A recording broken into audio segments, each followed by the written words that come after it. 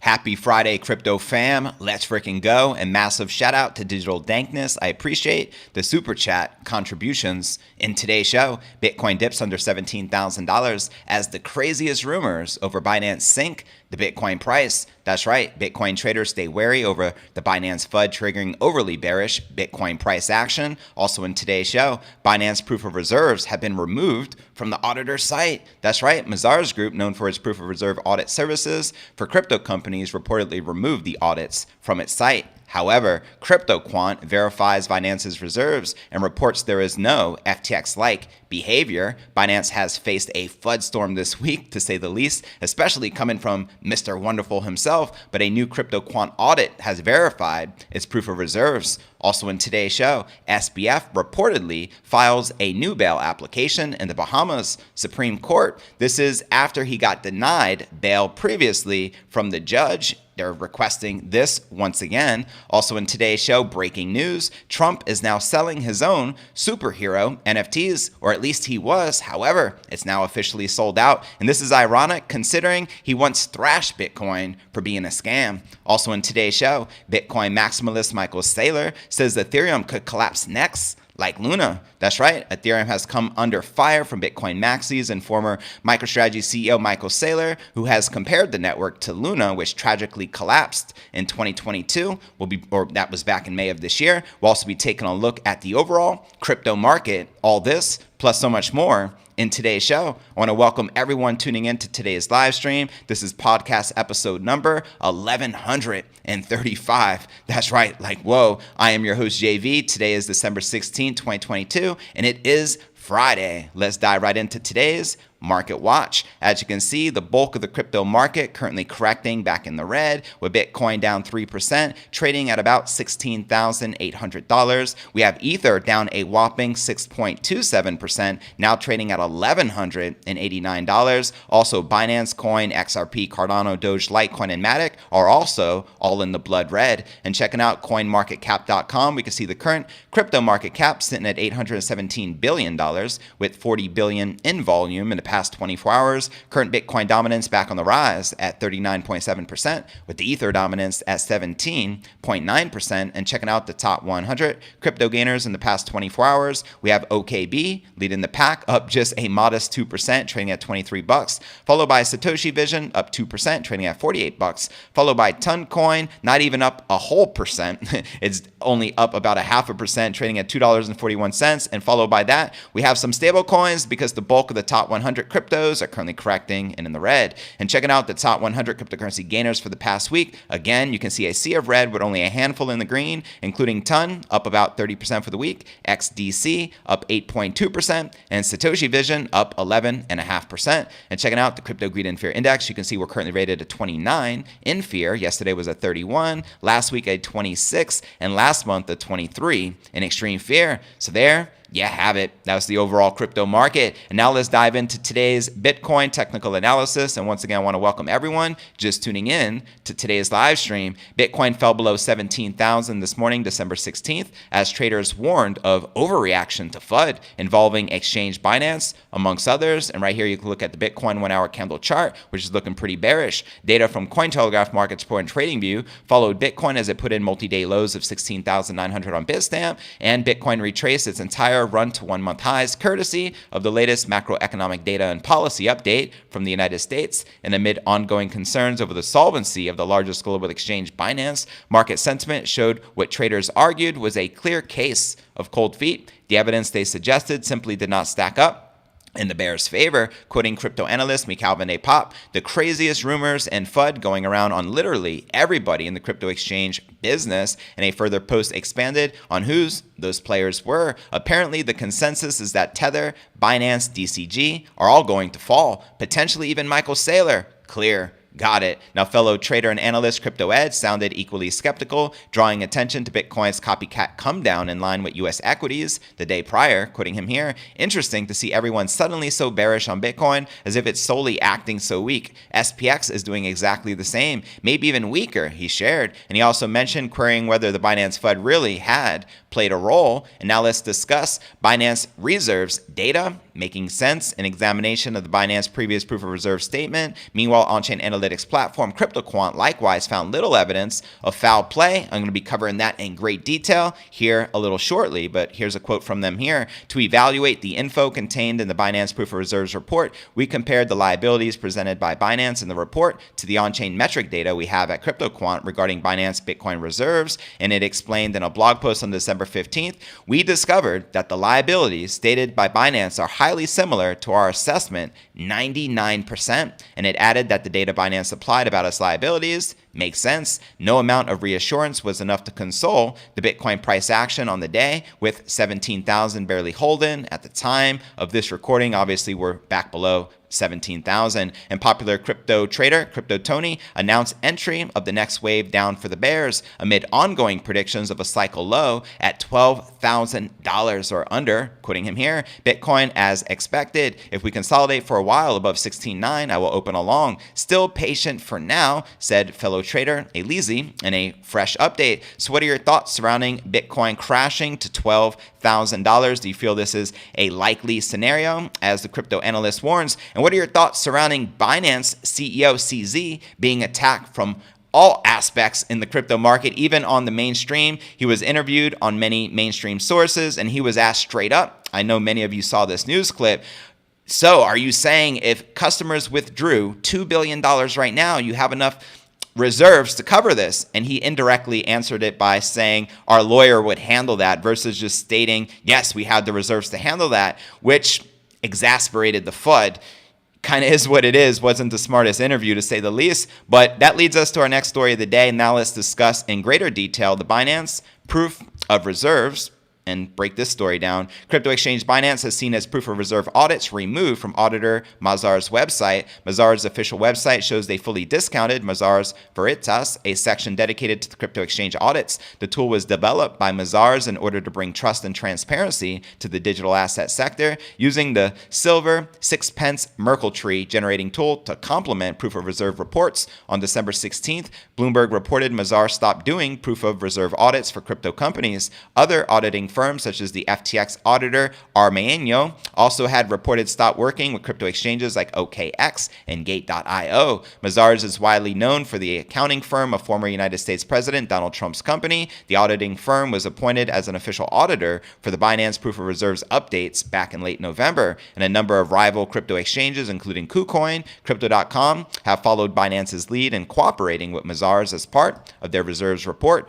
Mazars has indicated they will temporarily pause their work with all of their crypto clients globally, which includes Crypto.com, KuCoin, and Binance. A spokesperson for Binance told Cointelegraph, unfortunately, this means we will not be able to work with Mazars for the moment, the representative added. Now, Binance also had reached out to multiple large auditing firms, including Big Four auditors, which are currently unwilling to conduct a proof of reserves for a private crypto company. The representative noted, we still go forward with our plans to deliver to our users Merkle tree proof of reserves to demonstrate that customer assets exist on-chain and address that are under the control of Binance, the firm said. And the Binance CEO CZ was quick to react on the news on Twitter with a retweet from a random commenter making a statement on why the auditing company decided to quit working with crypto. Ask them, the tweet reads. CZ also subsequently took to Twitter to hint that blockchains are transparent by default, stating the following: blockchains are public permanent records. It is the most auditable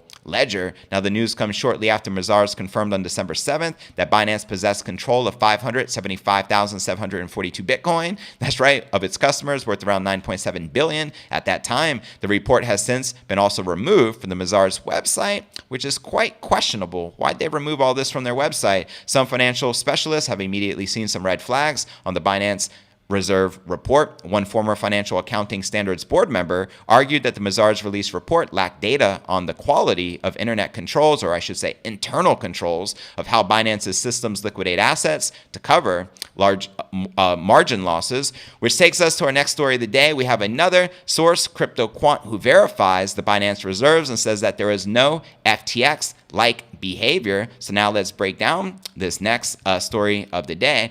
Blockchain analytics provider CryptoQuant released a report analyzing the recently released proof of reserves audit of the world's largest crypto exchange, Binance. Centralized exchanges have been cast into the spotlight over the past months following the collapse of FTX, no more so than Binance, which has been scrambling to reassure customers and investors it has sufficient reserves and is fully backed. A report from CryptoQuant released a few days ago, December 14th, says its analysis confirms that Binance's reserves are accounted for, and earlier in the month, Binance released its proof of reserves report, but was criticized for being an agreed upon procedure and not a full audit, as it didn't completely expose their liabilities. You know what I mean?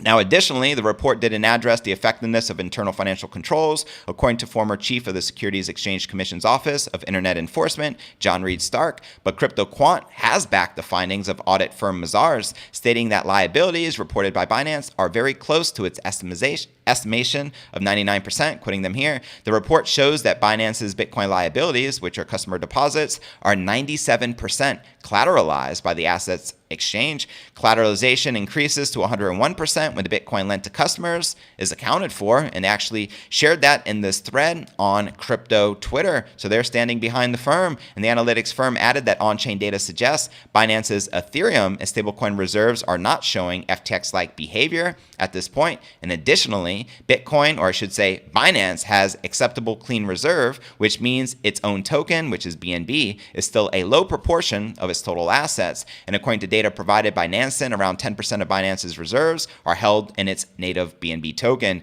Binance currently holds $60.4 billion in total assets in its publicly disclosed addresses, and $6.2 billion of that total was BNB, which was reported, and Binance had faced a lot of FUD, which we are well aware of this week, that led to $5 billion in withdrawals from the exchange on December 13th, and fears of a liquidity crisis and another bank run scenario started to escalate. However, the situation stabilized the following day, and CEO CZ reported the day's outflows weren't even in the top 5 largest for the exchange. And in a Twitter space, CZ suggested that 99% of people were not equipped for self-custody of their crypto, and that most people who attempted it would likely lose their coins one way or another, which to me sounds very sus for any crypto exchange owner to say 99% of the people doing self-custody are going to lose their crypto. That is FUD. So just as the mainstream is spreading FUD against CZ, CZ is spreading FUD against self-custody holders, which we all know for a fact is the safest way and safest place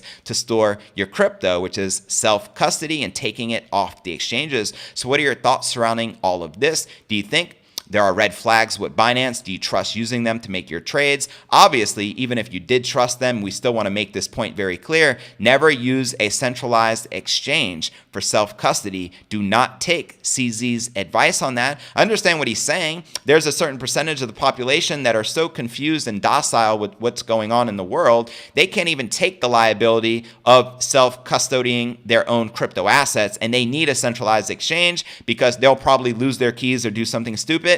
I get that. But to say that 99% of people with self-custody don't know what they're doing is illogical. It makes no sense. And to me, that sounds like FUD. But let me know your 2 Satoshis in the comments right down below, which takes us to our next story of the day. As we all know, Bankman-Fried was recently arrested by Bahamian police, and he was denied bail by the judge for $250,000 because he may be a flight risk. However, they put in a new application for bail once again. So let's break this down, shall we? Sam Bankman-Fried, the jailed founder of bankrupt crypto exchange FTX, reportedly filed a new app for bail in the Bahamas Supreme Court following his previous unsuccessful bid for release. Local media December 15th reported the founder submitted the app and that would it be heard before the court in just over 1 month's time, January 17th. However, the report did not cite any sources. Now, previously, December 13th, Bankman-Fried's lawyers argued for him to be let out on bail set at $250,000. Kind of ironic considering Bankman-Fried publicly stated around the time of the bankruptcy he only had $100,000 to his name, but yet his lawyers are saying we have $250,000 to bail him out.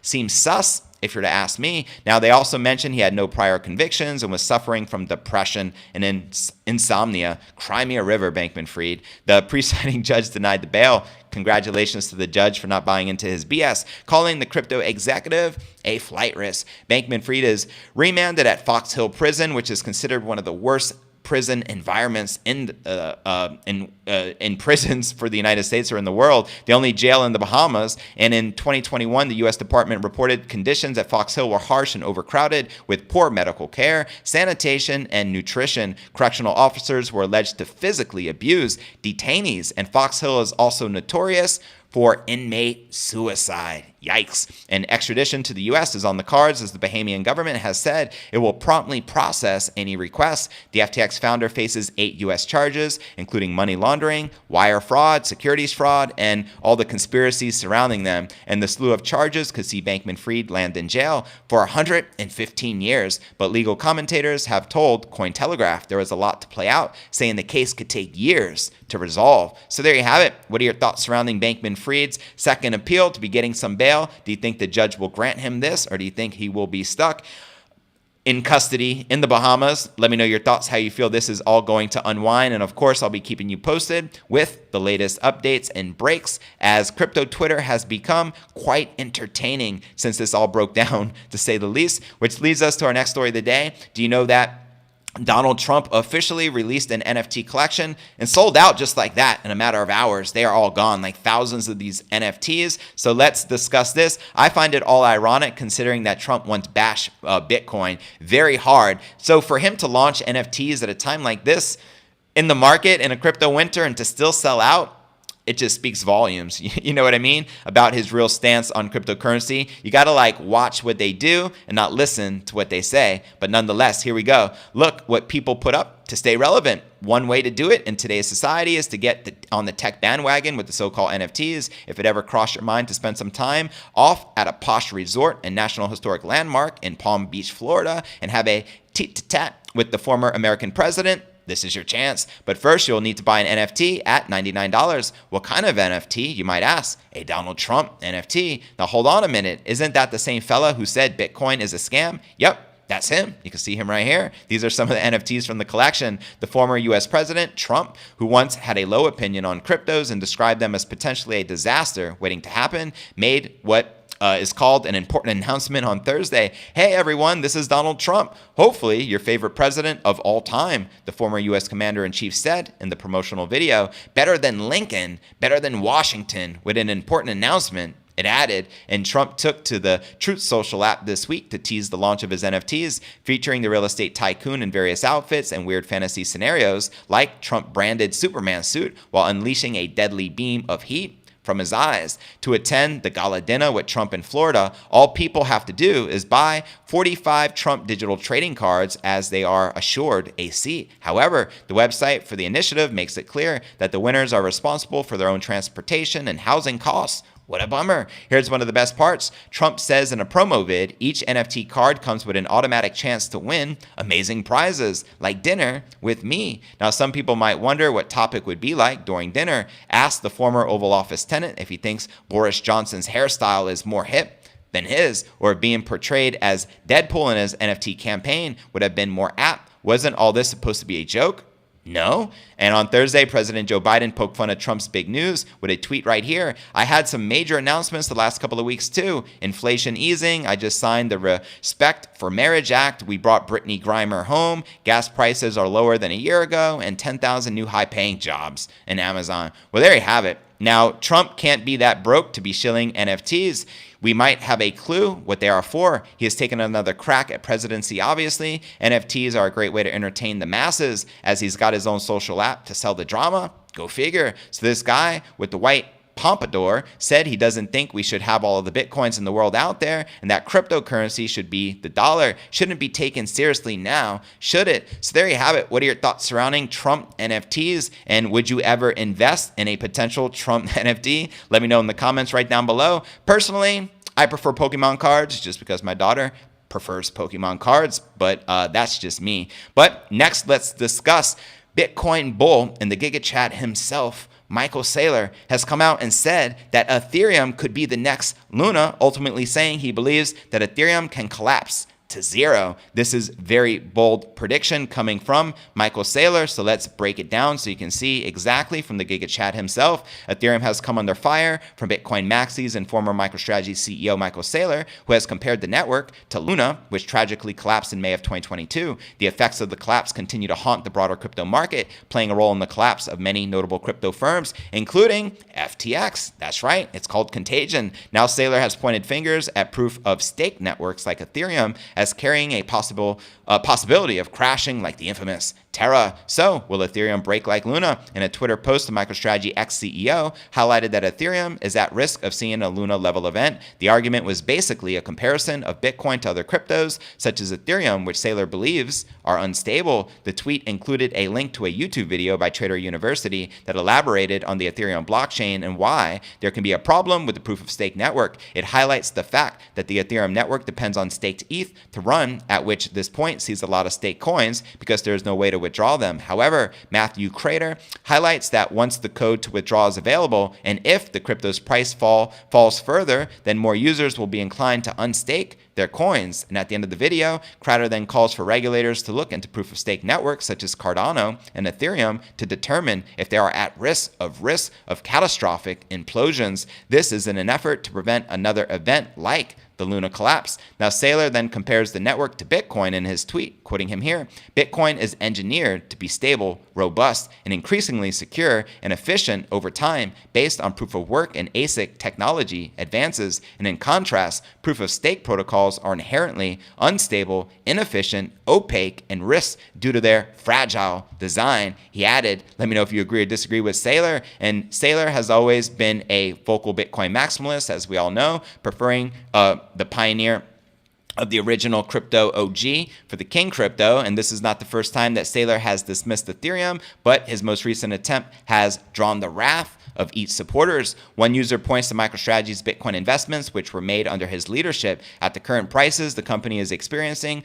unrealized losses on its hodlings, whereby a similar investment in ETH would have resulted in a profit for the company, as well as passive income if the coins were staked. Now, here's a quote from Saylor. Bitcoin is engineered to be stable. Well, I read that to you. This was the response from the troll. LOL Saylor, what a huge mistake you did in basically saying that if he would have invested into Ethereum versus Bitcoin for his company. But nevertheless, Saylor remains a staunch supporter of the King crypto, and his Twitter page is evident of this. Now, one of his most recent tweets include a picture of a Bitcoin light bulb with the caption, "Bitcoin is eternal light." I agree 100%, and I stand with Saylor. I don't trust Ethereum that much, and here's why. And I got to make this very clear. I am an Ethereum investor. I've been an Ethereum investor since around 2020. I purchased a large stake of Ethereum, and I acquired a large stake of Ethereum, and more recently, I sold the majority of that position for Bitcoin.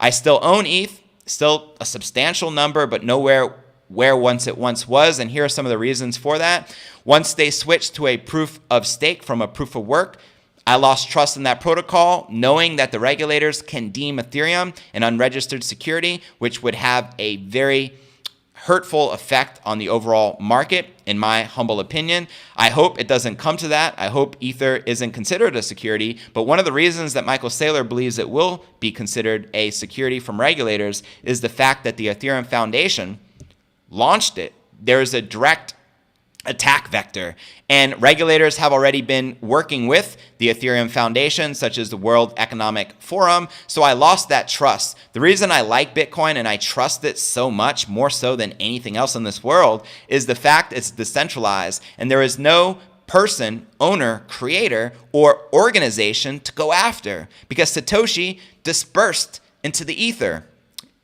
No pun intended, right? So there's no one to go after. And it has the green light. That's why you recently had the CFTC head come out and say he believes that Bitcoin is a commodity and the only crypto to be a commodity because there is no attack vector to go after. And I think this is great. And this is why I can sleep at night knowing that Bitcoin is decentralized and no corruption such as World Economic Forum or politicians can change or destroy that. But let me know your thoughts. Let me know if you have faith in the future of Ethereum. Once again, I'm still rooting for them. I hope things work out. But at the end of the day, if something drastic happened, it would not shock me. So I'm making the proper preparation at this time. With that being shared, now let's dive into my favorite segment of the live show, which is the live Q&A. And I want to give a shout out to everyone tuned in live here. Shout out to Argon Modith. Shout out to Tough Cookie. Shout out to Bitbud, Bitcoin Cow, Coinfather, always a pleasure. Frankie V, Dragonflower, Rudy, Nate, Dan Drummond, good to see you, my fam. Telling Guard, we have Shank back. Good to see you as well. Nathan Roth in the building. Chris Minka, we got a lot of the crew here today. I love to see it. Dragonflower says people lose coins all the time. The average person will need a more simple way. Facts. I mean, people lose their own car key. You know what I mean? People can potentially lose anything. So that's why I understand where CZ was coming from, but I also feel that was an extreme, unnecessary exaggeration. I think something more realistically is 20% of the population, if they were to self-custody, they would potentially lose their private keys and lose all of their money because they're not in a position to take that liability on for themselves to self-custody. That would have been way more accurate than claiming 99% of the people who don't put their crypto on Binance are going to lose their tokens. That's just silly and nonsensical, in my opinion. You feel me? Let me know if you agree. Dan says I'd give 60% for a necessary healing. 100%. So I don't mind. Obviously, the criminals are being wiped out right now, which is a good thing. Dan also says best to just wait until support or whatever. Not like it's finite. It's an axiomatic that the bottom will be exactly where you want it to be. Michael Volkman, good to see you as well. He says, keeping some powder dry for sub $10,000 Bitcoin. Dankness says, agreed, there is no volume till 10,000 or less. So many of you are anticipating a $10,000 Bitcoin price. When do you feel that is likely to happen? Do you feel that can happen before the end of this month and the end of this year, before we head into 2023? Or do you think we'll hit sub $10,000 more likely, maybe quarter one, quarter two, quarter three of next year as we proceed into the crypto winter? Dragon says the $2 billion was in regards to a clawback, I think. Bitbuzz says SBX, SPXU, and DRV, etc. They're all in this week. Anywhere sub 10,000 is cool. No need to be perfect. All right, so that's the target you're looking out for. Dragon says, God, if Bitcoin goes up 10,000, altcoins will take a trip to the executioner. It does seem that way. If Bitcoin drops, another, hypothetically, say 50%, I would expect alts to drop another 90%. That's just the way it is. Dragon says, yeah, I agree with you. Telengard says, I literally deleted my first wallet back in the day and threw away the phrase, totally lost now. Well, I hope you didn't have a lot of crypto on that wallet. Hopefully it was like $10 or something like that, because wouldn't that be a shame if you happen to have millions of dollars like Alex Jones? Here's a true story. Back in 2014, Alex Jones invited Max Keiser on the Alex Jones show. I guess it is called InfoWars, right? Yeah, InfoWars.